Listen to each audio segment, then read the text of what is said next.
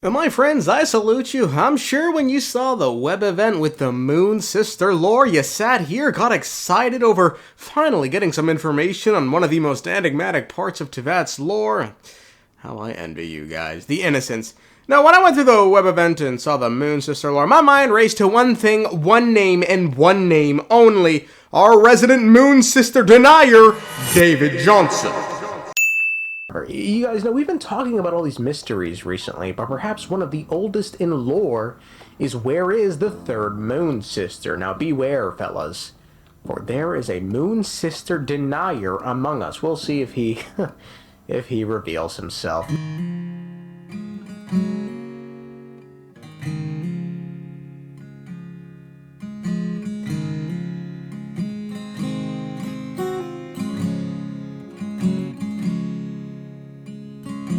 I'll be leaving soon. David Johnson, if you're here, please make yourself known in the comments. I'm not here to stir anything up. I want to be civil and discuss this like men. I'm not going to pull an I told you so moments. No. We're both reasonable individuals. Wait, I'm about to sneeze. I told you so! Here comes another. Boom! Relax!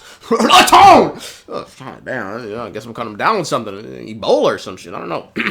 With that out of the way, my friends, it's happening. As stated earlier, the most enigmatic part of Tevat's lore, the Moon Sisters, is starting to illuminate itself to us in perhaps the most bizarre fashion, a web event. An incomplete one at that, as of, today's date, which is March something.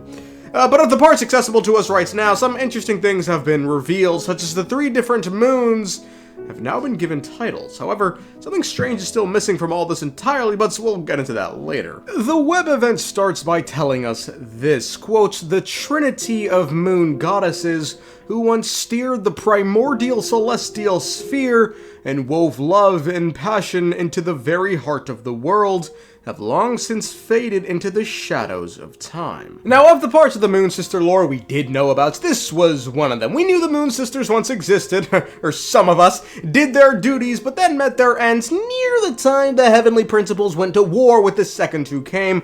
We know of this timeline because it said, quote, "At a far-flung moment in the distant past, the ancestor of Thesili met a traveler from afar with whom they swore an oath of union, witnessed by the 3 sisters of the Lunar Palace. Just 30 days later, a sudden disaster struck. We know this disaster is the same one that took out the Thesilis thanks to Nabu Malikata, who tells us this, quote, "But in time, invaders descended from beyond the firmament, bringing with them destruction, overturning rivers, spreading plagues. And though the invaders brought war to my former kin, they also brought about illusions that could break through the shackles to the land.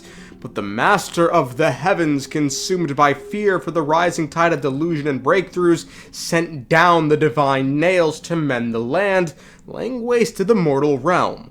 We then suffered the torment of exile. Stripped was our connection to heaven, to our powers of enlightenment."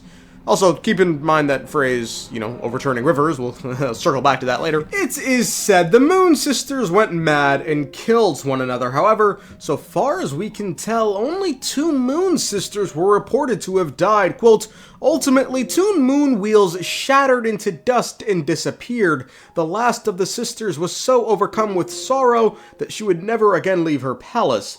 Where this palace is and what eventually became of the last Moon Sister is not known." The web event goes on to state, quote, "Yet those who follow the tide still sing and pray, for a new moon is set to rise."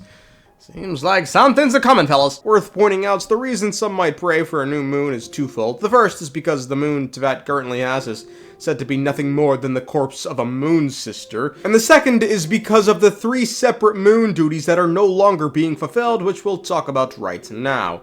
During the web event, we come across a page with a rotating moon surrounded by 3, what I presume are morning stars, for the very simple reason that the Moon Sisters were said to have loved the morning stars. When we click on a star, we get a story of the moon, and they are as follows. "When the eternal moon fell, the heavens and earth were thrown into chaos. When the iridescent moon shattered, the crimson shadow sank into the abyssal sea. When the frost moon ceased to turn, nations faltered and fell into ruin. The world, no longer sheltered by eternity, marches toward its final breath, Yet from the ashes the new moon rises, its ascent spinning the wheel of fate anew. You know what's strange about all this? The names of the Moon Sisters, Arya, Sonnet, and Canon, were never invoked.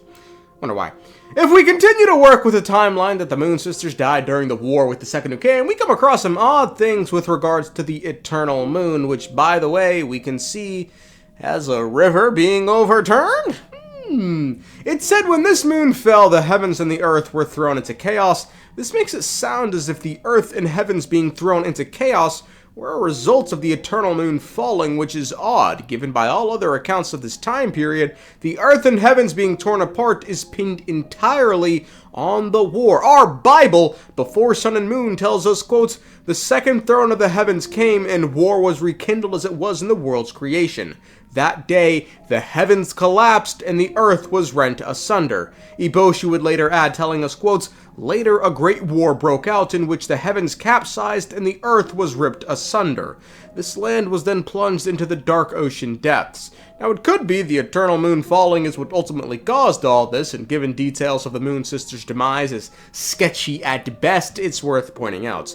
Now, the other two moons are a lot more straightforward. The iridescent moon is said to have shattered, and as a result, the crimson shadow sank into the abyssal sea, with the accompanying image showcasing a red waxing crescent moon. Now, this, to me, actually suggests something interesting with regards to Conria, and it's this. The Crimson Moon Dynasty may have been the ones who founded Conria, and there could have only ever been two Conrian dynasties. Because again, if we operate under the assumption that these Moon Sisters died during the war with the Second Uke, and we know Conria was founded shortly after the fall of Salvan Denier, which fell after the arrival of the Divine Nails, a consequence of the war with the Second Uke, then I'd imagine part of the inspiration to create Conria could have been derived from this crimson shadow of the iridescent moon, which would, later become the Crimson Moon.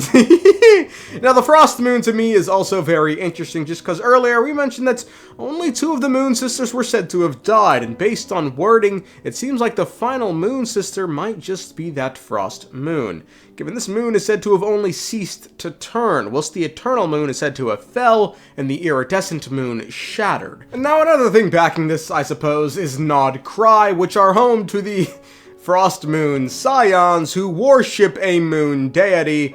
I wonder who that could be. Now, the final message, speaking of a world no longer sheltered by eternity, is interesting, given these words are similar to ones Dainsleif used. In the perpetual meantime of a sheltered eternity, most are content to live and not to dream. However, in this scenario, it's the exact opposite. Dainsleif is calling Teyvat a sheltered eternity, whilst we're being told Teyvat is no longer sheltered by eternity, which is causing it to march toward its doom. However, a new moon will rise, which will cause fate to shift. I suppose the big question then is, who is this new moon? And no idea. If they wanted us to know that right now, this web event wouldn't end in fucking May. The rest of the event showcases 11 question marks that aren't revealing themselves. I know something is the 11 Harbingers related, but guys! There are no longer 11 Harbingers! But what's interesting about a Harbinger's moon connection is Project Stooja or Project Extreme Cold. You know what else is extremely cold? Nod-Krai, the nation that in all likelihood worship the extreme cold frost moon deity. Some bullshit going on here, folks. Now, the last image of the web events, I can't even, what is this? Maybe a broken divine nail? I can't see shit. I don't know. I guess we gotta wait for, something.